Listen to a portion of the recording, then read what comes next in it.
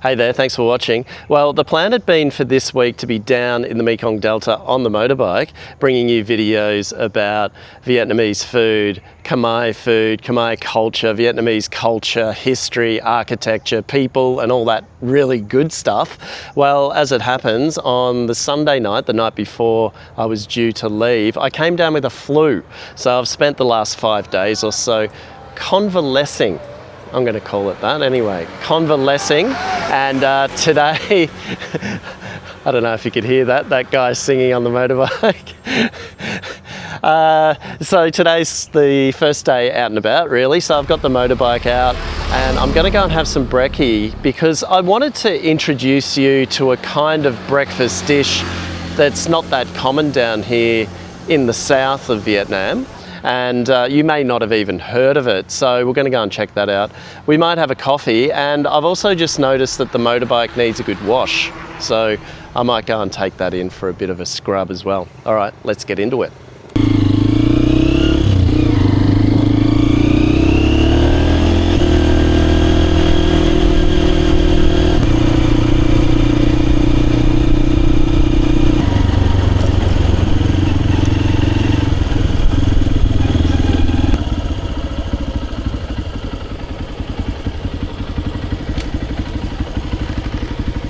Okay, so I've finally found the place. I actually got lost. I don't know if it's because I've got a cold or not. I don't know what's going on.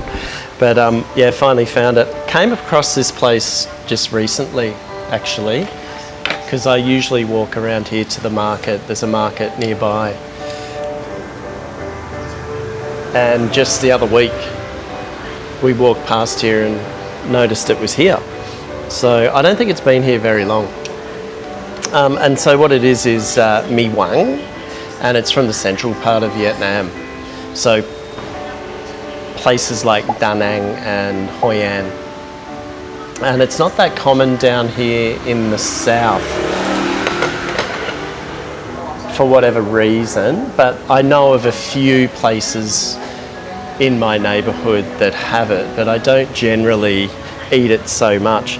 This one's a little bit different. This is their special, actually. Usually it's a dish that's served either at room temperature or even a little bit cooler than that. But I've noticed they've given me their special one here, and it's got chicken, pork,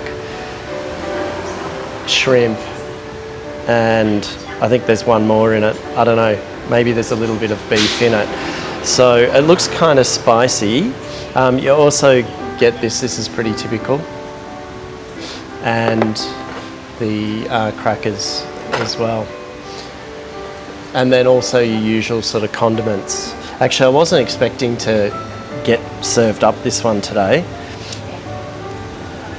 But yeah, usually it doesn't have much soup in it. Whereas this one today, it looks almost a little bit Korean, to be honest. Let me try it. It looks really spicy. No, it's not really.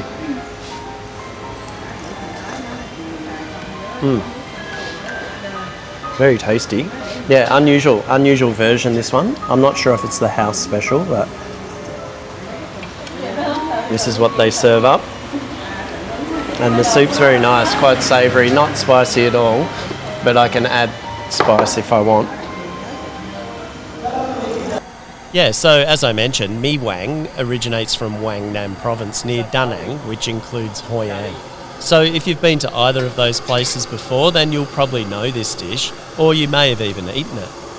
Typically, there's hardly any soup in it, although it's technically a noodle soup.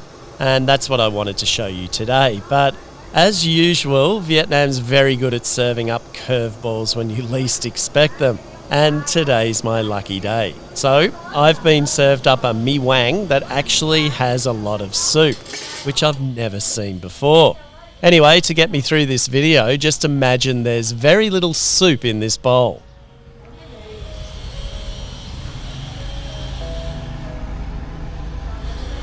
That's it. Just what I needed for this cold. Now, the reason for Mì Quảng to typically have very little soup in it is because it was created in a really dry part of Vietnam. People back in the day didn't have much water or fancy ingredients. So they came up with a dish that used just a little bit of broth for flavour and relied more on things like fresh herbs, roasted peanuts and rice crackers to give it texture and taste. The dish really reflects how resourceful Central Vietnamese cooking needed to be. I'm not actually that sure on how you're supposed to really eat it, but I guess like most noodle soups in Vietnam, you just eat it however you want. I would like it a bit more spicy though.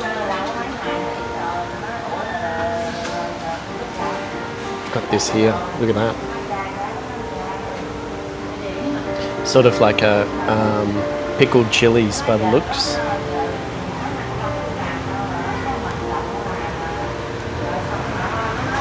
Throw a few of those in. Probably supposed to put it into a little tub to mix it around, but try and get that liquid in there.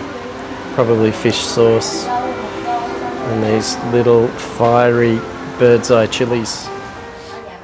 The noodles are made from rice and coloured with turmeric, which gives them this yellowy, almost golden colour. My bowl, the house specialty, features some pork, chicken, a big ass prawn and some frog.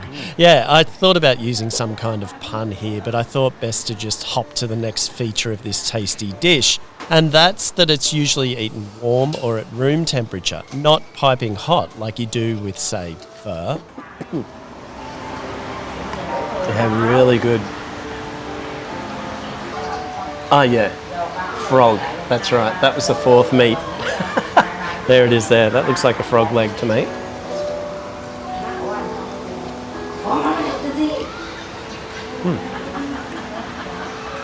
Tastes like chicken.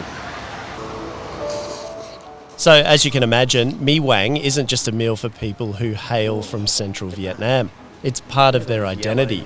It represents their history, their way of life. And as for my bowl here, well, it breaks the rules a little bit with its extra soup and colour. So it might just represent that resourcefulness I mentioned earlier of the people. They're being able to adapt to different environments and tastes, but at the same time, not completely do away with tradition. It's almost got like a curry flavour to it.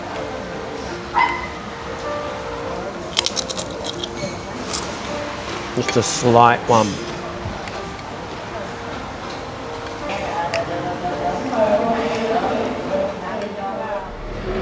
Alright, so that was pretty good.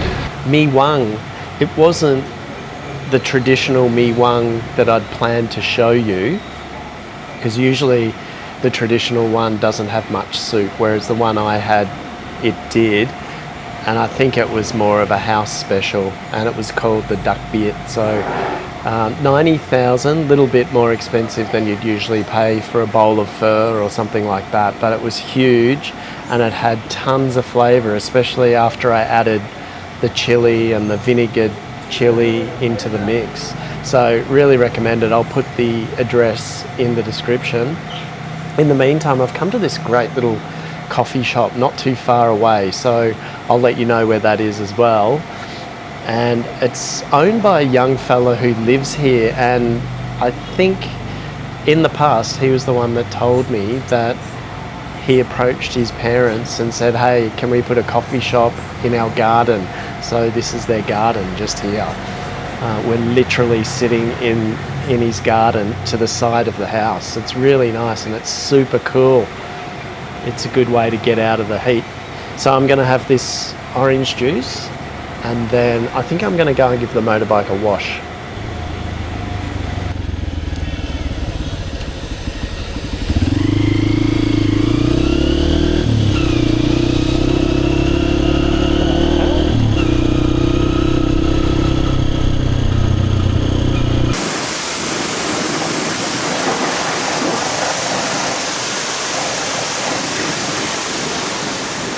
Alrighty, well here she is. She's had a nice little wash.